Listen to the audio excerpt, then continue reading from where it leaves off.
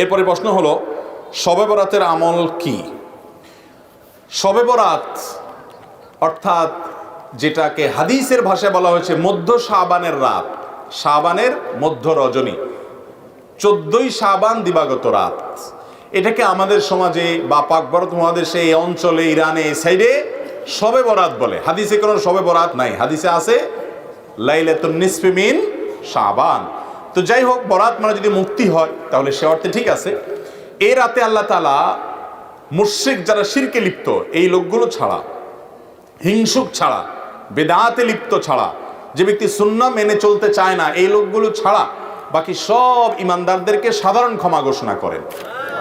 আল্লাহর সাধারণ ক্ষমা ঘোষণা পাওয়ার জন্য যদি বলেন যে মধ্য শাবান রাত বা যেটাকে শবে বরাত বলি আমরা, এই হাদিসে যেটাকে মধ্য শাবান রাত বলা হয়েছে, সে রাতের আমল যদি বলেন, তাহলে আমি বলবো শিরক থেকে মুক্ত হন, হিংসা থেকে, বিদ্বেষ থেকে, শত্রুতা থেকে মুক্ত হন, কারোর পিছে লাগালাগি করেন না, অন্তরে কারোর প্রতি ক্ষোভ, হিংসা থাকলে, শত্রু থাকলে মুছে ফেলান, পরিষ্কার হয়ে যান এবং বিদআত থেকে মুক্ত হয়ে যান, সুন্নতকে আঁকড়ে ধরেন, ইনশাআল্লাহ আপনি সাধারণ ক্ষমা আল্লাহর পক্ষ থেকে পাবেন।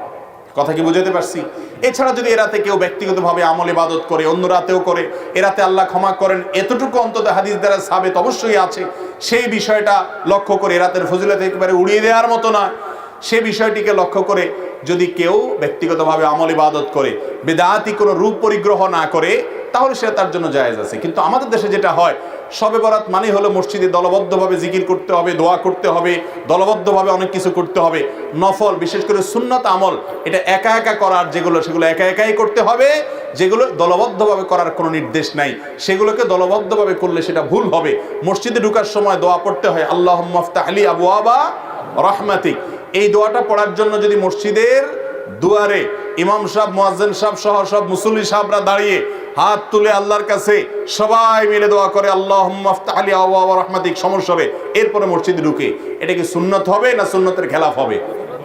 ঠিক একইভাবে এই রাতে নবী করিম সাল্লাল্লাহু আলাইহি সাল্লাম, সাহাবায়ে কেরাম, সালাফ থেকে মসজিদে এসে দলবদ্ধভাবে কোনো দোয়া, ইবাদত, বন্দেগী ভাবে আমরা যেভাবে করি এরকম করার কোনো বর্ণনা পাওয়া।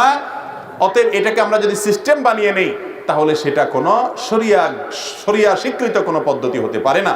বিধায় এই রাতকে কেন্দ্র করে অনেক কাজ, বেশিরভাগ কাজগুলো আমাদের সমাজ যত কাজ প্রচলিত আছে, সব রাতকে কেন্দ্র করে বেশিরভাগই কোনো এগুলার কোনো অস্তিত্ব হাদিসে খুঁজে পাওয়া যায় না। যেমন হালুয়া খান, শবে বরাত মানে হালুয়া, এটা তো একটা কমন আইটেম। ভাই হালুয়া কারোর খাইতে চাইলে খান, ভিন্ন কথা, কিন্তু এই রাতে খাইতে হবে, এই হাদিস বানায়া, জাল হাদিস বানায়া খাওয়া জায়েজ নাই। আপনি এমনি অন্য সময় খান, এ রাত্রেও খান, কিন্তু আপনি অন্য কোনো সময় খান না। এটা মেয়েটার খাওয়ার ফজিলত বানাইছেন কি, যে নবীজির দাঁত ভাঙছে সেজন্য হালুয়া খাইছে, তাই আমরা ভালো দাঁত নিয়ে হালুয়া খাইতেছি।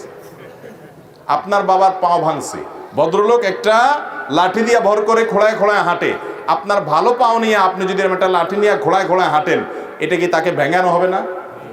এই ভেঙানোর কারণে এটা কি বাপের সম্মান দেয়া হবে নাকি তার সাথে তামাশা করা হবে? আর দ্বিতীয় কথা হলো, নবী করিম সাল্লাল্লাহু আলাইহি সাল্লামের উহুদের যুদ্ধ এই শাবান মাসে বা তার আগের মাসে হয়ই নাই যে তিনি হালুয়া খাইছেন। বিধায় এই সমস্ত জাল হাদিস আমরা আমল করব না। এই উপলক্ষে আপনার আতশবাজি করা সহ অনেক ভুলভাল কাজ আছে, সেগুলো আমরা করব না। বাকি রাতে আল্লাহ তাআলা মানুষকে ক্ষমা করেন, আপনি আল্লাহর কাছে ক্ষমার আশা করেন, শিরক থেকে এবং হিংসা থেকে, বিদআত থেকে নিজেকে পরিচ্ছন্ন করেন, আল্লাহর কাছে দোয়া করেন, সেটা ভিন্ন বিষয়। আল্লাহ তাআলা আমাদেরকে বুঝার তৌফিক দান করুন।